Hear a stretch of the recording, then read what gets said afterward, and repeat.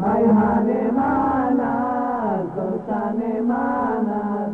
میهن منت. بسم الله الرحمن الرحیم. الحمد لله والصلاة والسلام على رسول الله محمد وعلى آله واصحابه اجمعین. اما بعد،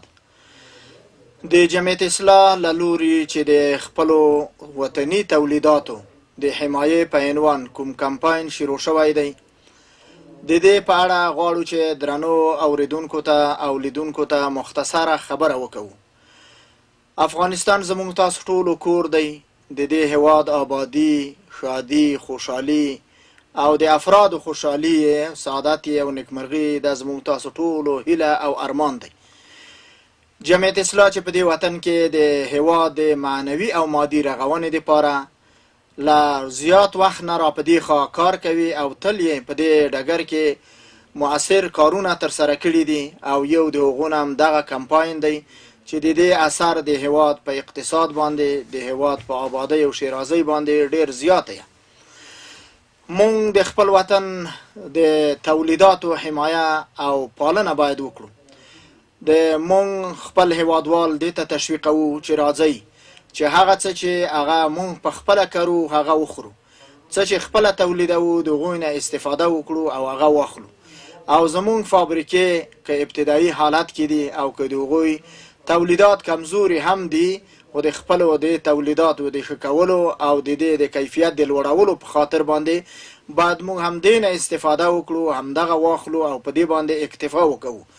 کوم شیان چې زموږ په وطن کې تولیدیږي او جوړیږي باید د نورو خلقو د نورو هیوادونو نه باید هغه راوارد نشي او هغه وانخلو. او همدارنګه په زراعتي ساحه کې چې مونږ کومې میوې لرو او مونږ کوم زراعتي شیان تولیدوو او کوم حاصلات لرو، باید هغه میوې او هغه تولیدات چې زمونږ په وطن کې تولیدیږي او د وطن محصولات هم دي د هغوی نه استفاده وکړو. په کوم موسم کې چې کومې میوې زیاتې وي د همغو نه استفاده وکړو، په بل موسم کې د نورو میوو نه استفاده وکړو، تر څو چې زمونږ وطن او هیواد نه یوازې دا چې یو وارداتي او مصرفي هیواد وي، بلکې هغه باید اقتصادي حالت هم ولري. مونږ د خپل وطن مصنوعات چې زمونږ د هیواد قالینې چې په دنیا کې هغه شهرت لري، حکومتونه باید هغه څوک چې د قالینو کاروبار کوي یا فابریکې جوړوي یا زراعتي کاروبار کوي هغه باید تقویه کړه، د هغو مرسته وکړه، هغوی ته مشورې ورکړه، د هغوی ته قرضې ورکړه، هغوی ته بلا ګټې قرضې ورکړه او د ډیر وخت لپاره یې ورکړه، تر څو چې زموږ تولیدات ښه شي، زموږ دهقان، زموږ کارګر، زموږ صنعتګر، زموږ فابریکه په خپلو پښو ودرېږي او مصنوعات یې ښه شي او موږ د دې نه خودکفا شو چې موږ د پردیو او د نورو هیوادونو نه څه راواخلو، بلکې په هغه انداز کې به څه رااخلو چې هغه زموږ په هیواد کې د هغو تولید نه وي، بلکې موږ د دنیا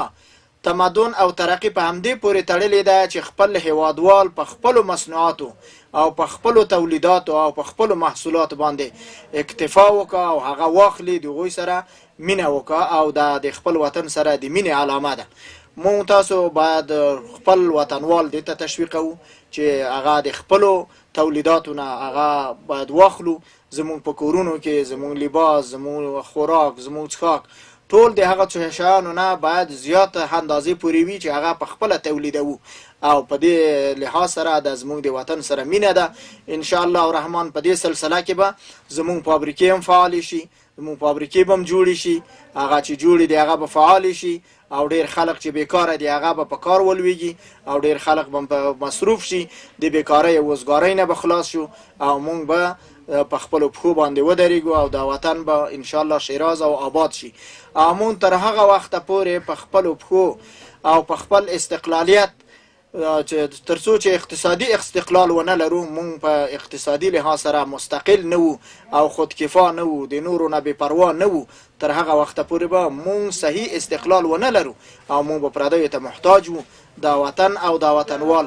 دا عظیم وطن، دا عظیم وطنوال باید پردیو د لاس یو سترګې پردیو ته نیولې وي، د دې نه باید خلاص شي او په خپلو پښو باندې ودرېږو. زموږ ټولو هیوادوالو نه بیا هم غوښتنه ده، د حکومت او دولت نه مو هم دا غوښتنه ده چې هغه د صنعتکارانو سره او د فابریکو والاو سره کومک وکړه او مرسته وکړه، او ان شاء الله چې په ډیر زر وخت کې به دا وطن د پردیو د احتیاج نه او خلاص شي. والسلام. میهن منت سلطان منت، میهن منت